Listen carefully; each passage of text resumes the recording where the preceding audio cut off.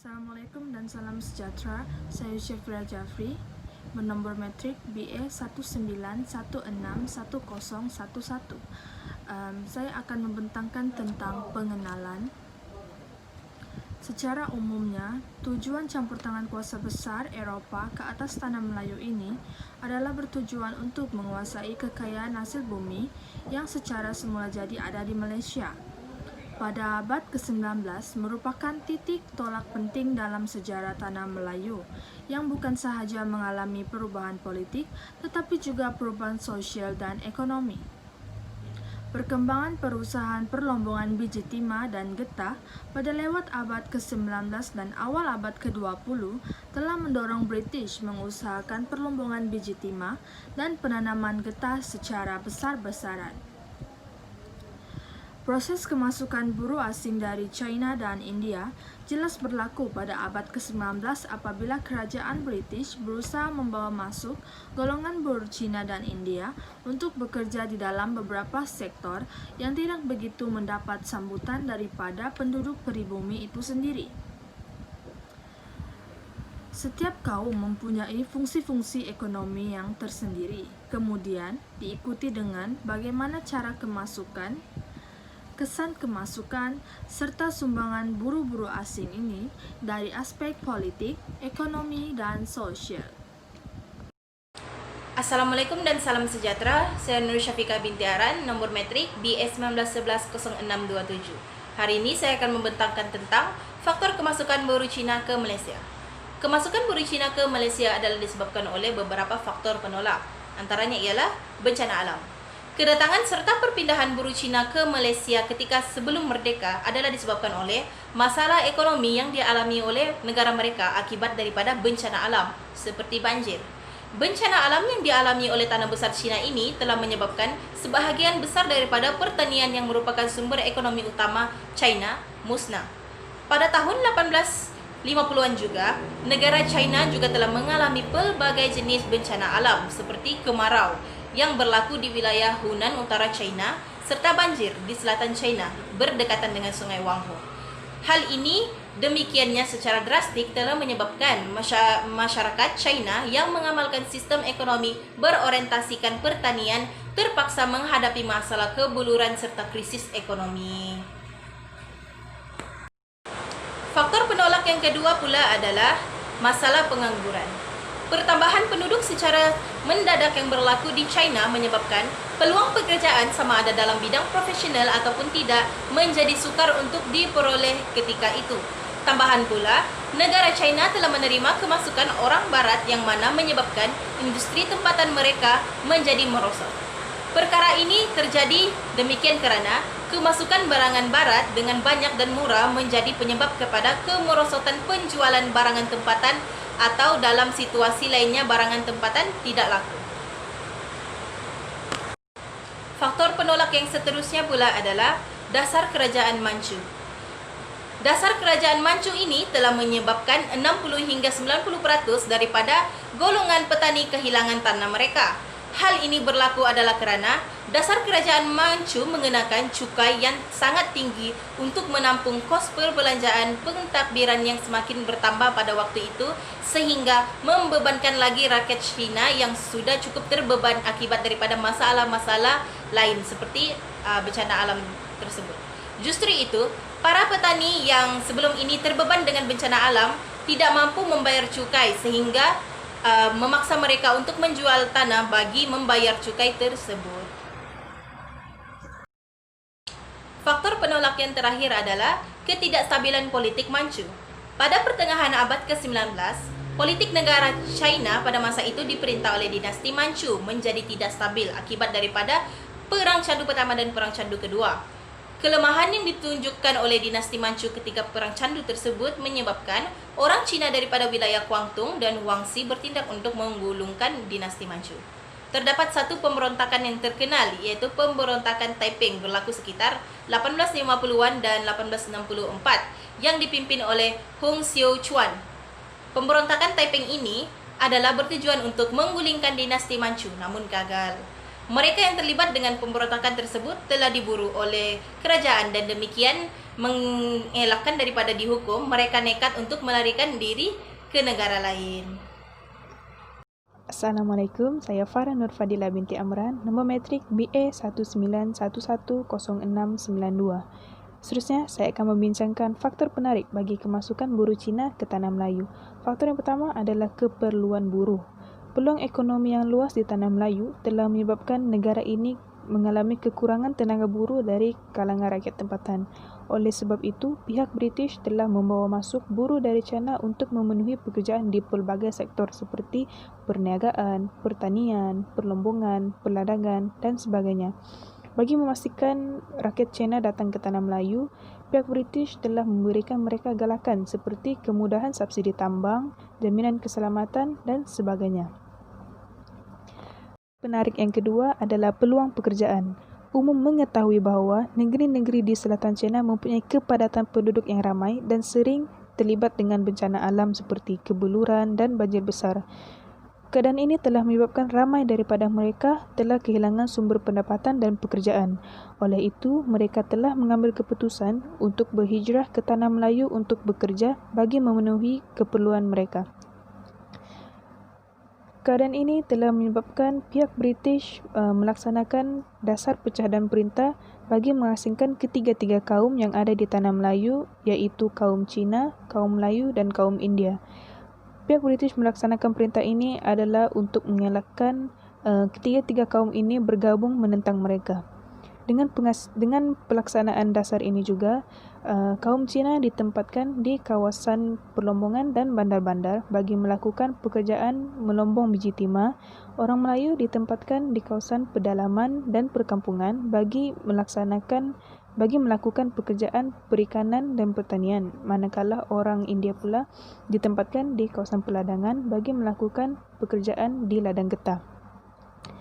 Pengasingan ini telah menyebabkan jurang ekonomi yang tinggi antara kaum-kaum ini, dan ekonomi yang paling tinggi sekali adalah kaum Cina kerana mereka melaksanakan aset yang terpenting bagi pihak British, iaitu biji timah. Mendengar berita tentang kekayaan kaum Cina di Tanah Melayu, buruh-buruh yang masih berada di China juga turut tertarik untuk datang ke Tanah Melayu. Hai, di sini saya akan membentangkan tentang faktor kemasukan buruh India. Buruh India masuk ke Tanah Melayu adalah pada abad ke-19. Mereka bekerja di sektor-sektor yang kurang mendapat sambutan dari pribumi. Contohnya seperti di ladang tebu dan di ladang kopi. Faktor kemasukan buruh India ini adalah disebabkan faktor sosial dan faktor ekonomi di India sendiri, iaitu negara India sering menghadapi bencana alam seperti kemarau, dan kemarau ini telah menyebabkan hasil tanaman mereka mati dan mereka kehilangan sumber pendapatan dan sumber makanan. Dan faktor yang seterusnya adalah disebabkan faktor pertambahan penduduk di India pada masa itu. Penduduk India pada masa itu adalah sangat padat dan ini menyebabkan peluang pekerjaan semakin berkurangan di India, dan seterusnya adalah disebabkan oleh peluang ekonomi di Tanah Melayu. Perkembangan pertanian dan ladang di Tanah Melayu telah menarik ataupun membawa banyak buruh asing untuk bekerja di sektor tersebut. Permintaan dan pengeluaran getah yang tinggi juga menyebabkan mereka memerlukan ramai tenaga buruh untuk mengeluarkan hasil tersebut, dan seterusnya adalah disebabkan dorongan daripada kerajaan British. Pada masa itu, buruh India rela dibayar dengan kadar gaji yang sangat rendah asalkan mereka mendapatkan peluang pekerjaan. Dan faktor yang terakhir daripada saya adalah kekurangan tenaga buruh. Penduduk di Tanah Melayu pada masa itu adalah sangat-sangat rendah dan mereka kekurangan tenaga pekerja untuk bekerja di sektor-sektor yang tertentu.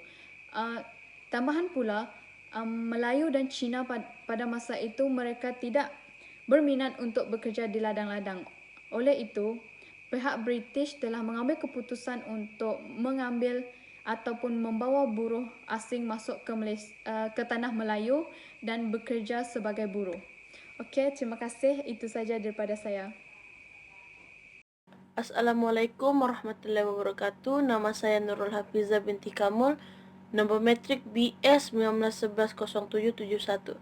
Hari ini saya akan membentangkan cara kemasukan buruh luar ke Tanah Melayu semasa pemerintahan British, yaitu buruh India. Antara cara kemasukan orang India ke Malaya semasa pemerintahan British adalah melalui migrasi sistematik.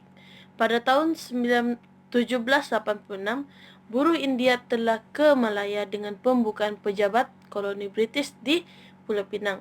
Jawatan sebagai pembantu rumah dan pekerja ladang menjadi tawaran.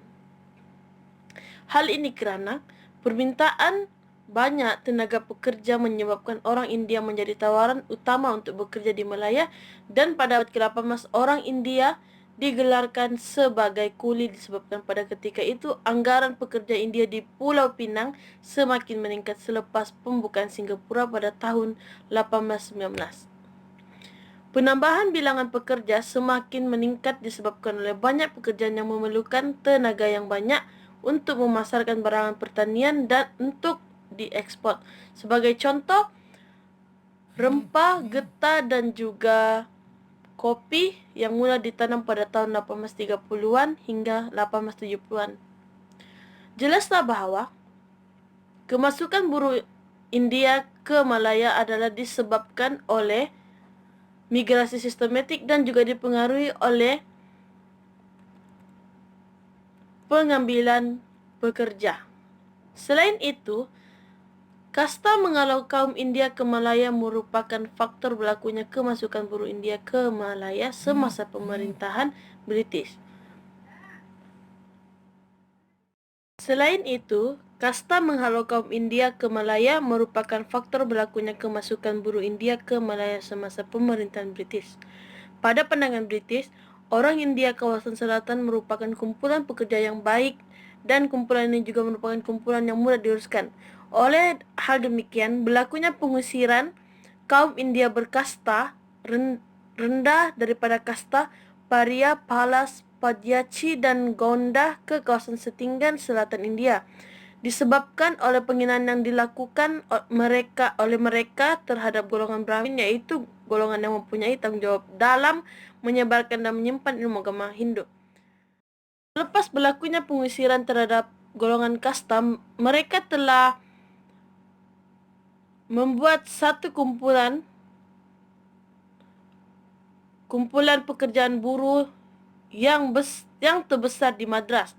Dengan itu, pihak British telah membawa kumpulan tersebut masuk ke Malaya untuk mendapatkan peluang pekerjaan. Semasa mereka di India, mereka tidak mendapat layanan yang baik. Jelaslah bahawa kemasukan buruh India ke Malaya disebabkan oleh atas dasar kasta menghalau kaum India ke Malaya. Dan buruh India menjadi buruh tegar dan dalam Malaya sewaktu pemerintahan British. Sekian, terima kasih. Assalamualaikum, hai, saya Siti Natasha binti Saliman bernomor kad matriks BS 19110509 akan membentangkan mengenai cara kemasukan buruh Cina ke Tanah Melayu. Cara kemasukan buruh Cina adalah melalui sistem tiket kredit, sistem rumah kongsi, sistem pengambilan kaki tangan, sistem persendirian, sistem berkumpulan dan sistem kancu. Bagi sistem tiket kredit, buruh Cina akan terikat secara otomatiknya dengan perjanjian bersama majikan untuk menjelaskan hutang tambang mereka ke Tanah Melayu dengan bekerja untuk majikan sehingga tempoh masa tertentu. Bagi sistem rumah kongsi pula, rumah kongsi akan membayar dan melantik pegawai ke China bagi mengumpul tenaga buruh di sana untuk dibawa masuk ke Tanah Melayu. Manakala, bagi sistem persendirian pula, buruh bebas yang masuk ke Tanah Melayu adalah dengan perbelanjaan sendiri ataupun dengan bantuan ahli keluarga atau rakan-rakan mereka. Akhir sekali, bagi sistem berkumpulan dan sistem kangcu pula, ianya hasil daripada dorongan pemerintah itu sendiri.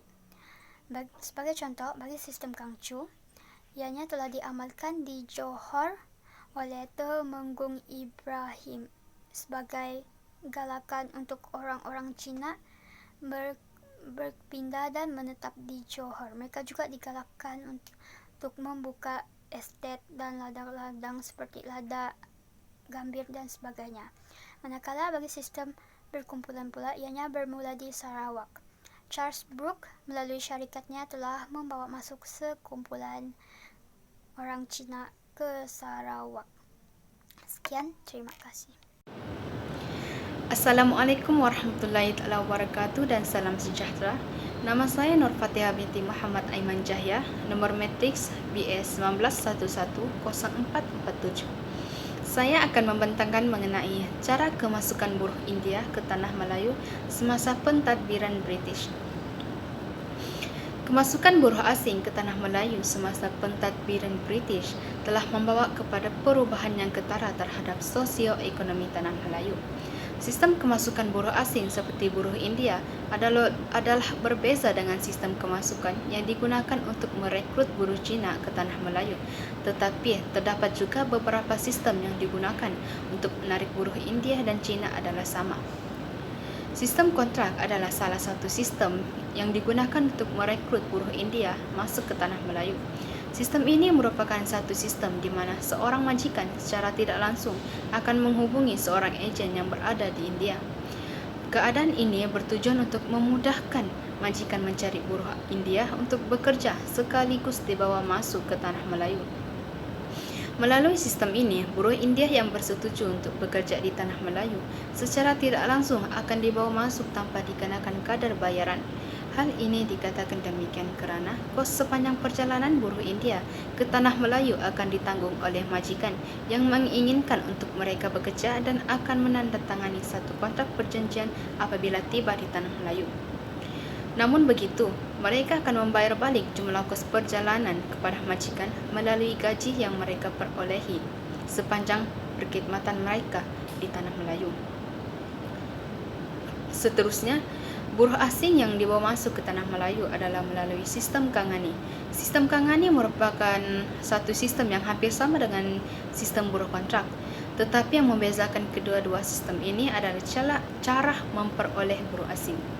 Melalui sistem Kangani, majikan akan menghantar seorang mandor dari ladangnya untuk balik ke India. Tujuannya adalah untuk mengumpulkan saudara mara, keluarga, kawan atau penduduk kampung yang ingin pergi ke Tanah Melayu untuk bekerja. Buruh-buruh yang dibawa masuk ke Tanah Melayu akan diarahkan untuk bekerja di bawah kangan yang mereka kenal. Segala perkara yang berkaitan dengan keperluan buruh termasuk bayaran gaji akan dikendalikan oleh seorang kangan yang mereka kenali. Kebiasaannya, sistem ini banyak menarik tenaga buruh dari India untuk bekerja di Tanah Melayu kerana kebanyakannya buruh India akan datang secara beramai-ramai dan ada juga yang datang bersama keluarga. Berbanding dengan sistem lain yang digunakan untuk merekrut buruh India, sistem Kangani adalah salah satu sistem yang sering berlaku penindasan dari segi pembayaran gaji. Hal ini dikatakan demikian kerana segala perkara yang berkaitan dengan pekerja, termasuk pembayaran gaji akan dikendalikan oleh seorang Kangani. Keadaan ini justru membuka peluang kepada Kangani untuk mengambil kesempatan terhadap pekerja. Selain itu, terdapat juga buruh India yang masuk ke Tanah Melayu melalui sistem persendirian. Buruh asing yang datang secara persendirian ini kebiasaannya berdasarkan daripada kehendak sendiri. Ini bermaksud kedatangannya ke Tanah Melayu tidak berasaskan daripada seorang ejen atau Kangani.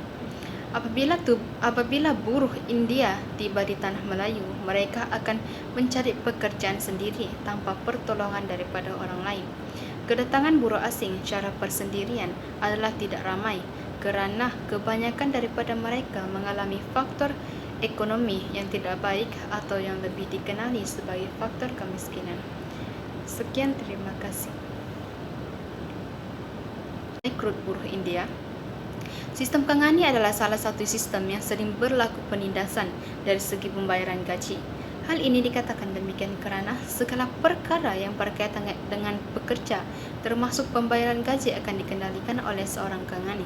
Keadaan ini justru membuka peluang kepada Kangani untuk mengambil kesempatan terhadap pekerja. Selain itu, terdapat juga buruh India yang masuk ke Tanah Melayu melalui sistem persendirian. Buruh asing yang datang secara persendirian ini kebiasaannya berdasarkan daripada kehendak sendiri. Ini bermaksud kedatangannya ke Tanah Melayu tidak berasaskan daripada seorang ejen atau Kangani. Apabila buruh India tiba di tanah Melayu, mereka akan mencari pekerjaan sendiri tanpa pertolongan daripada orang lain. Kedatangan buruh asing secara persendirian adalah tidak ramai kerana kebanyakan daripada mereka mengalami faktor ekonomi yang tidak baik atau yang lebih dikenali sebagai faktor kemiskinan. Sekian, terima kasih. Seterusnya ialah kesan kemasukan buruh asing ke tanah Melayu.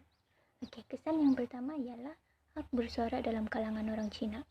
Orang Cina menyuarakan hasrat untuk terus kekal di tanah Melayu. Yang kedua, orang Cina bergiat aktif dalam sistem pemerintahan tanah Melayu. Okey, jadi sebahagian daripada orang Cina telah berusaha untuk menjawat jawatan dalam pentadbiran. Sebagai contoh, jawatan yang disandang tersebut adalah jawatan dalam mengurus dan menyelia setiap tempat yang dibahagikan oleh pihak British. Yang ketiga pula, Sultan dan Pembesar Melayu kehilangan kuasa dalam pemerintahan. Pembesar Melayu juga kehilangan hak dalam perusahaan perlumbungan biji timah. Jadi aktiviti ini dibahagikan kepada orang Cina. Akhir sekali, golongan pembesar di tanah Melayu kehilangan hak dalam kuasa pemungutan cukai. Assalamualaikum, nama saya Nurul Azira binti Muhammad Razi, nomor matriks BE 19161057. Saya ingin membentangkan tentang kesan ekonomi terhadap kemasukan buruh asing semasa pemerintahan British di tanah Melayu. Antara kesan positifnya ialah wujudnya sistem ekonomi moden berteraskan industri buruh. British membawa masuk buruh luar, khususnya buruh Cina, untuk berkhidmat dalam sektor ekonomi yang lebih komersial dan ia menyebabkan ekonomi di tanah Melayu menjadi lebih maju dan moden. Yaitu kemasukan buruh Cina yang dibawa masuk oleh British menyebabkan tanah Melayu menjadi pengeluar biji timah yang terbesar, bahkan banyak lombong biji timah harus dibuka pada waktu itu. Kesan negatif pula ialah wujudnya daerah-daerah pertempatan dan fungsi ekonomi mengikut kaum di mana orang Melayu dianggap atau dilabel sebagai kaum petani yang tinggal di kampung-kampung tradisional. Manakala orang Cina pula dilabel sebagai kaum peniaga yang tinggal di bandar dan pekan-pekan kecil. Begitu juga dengan orang India, mereka kebanyakannya tinggal di kawasan ladang-ladang. Oleh itu, pengkelasan yang wujud pada ketika itu nyata secah belahkan masyarakat di tanah Melayu pada ketika itu. Jelaslah bahwa terdapat kesan positif seperti wujudnya sistem ekonomi moden berteraskan industri buruh, manakala kesan negatifnya pula ialah wujudnya daerah-daerah pertempatan dan fungsi ekonomi mengikut kaum di tanah Melayu semasa pemerintahan British. Assalamualaikum dan salam sejahtera. Saya Siti Nur Arya binti Sura akan membentangkan tentang kesan kemasukan buruh asing semasa pemerintahan British dari segi sosial. Seperti yang kita tahu, semasa pemerintahan British banyak kemasukan buruh asing, terutamanya dari India dan China, menyebabkan pembentukan masyarakat majmuk. Pembentukan masyarakat majmuk ini telah menyebabkan Malaysia mempunyai kepelbagaian dalam budaya dalam masyarakat. Masukan buruh asing tersebut memberikan kesan positif dan negatif. Kesan positif bagi kemasukan buruh asing itu adalah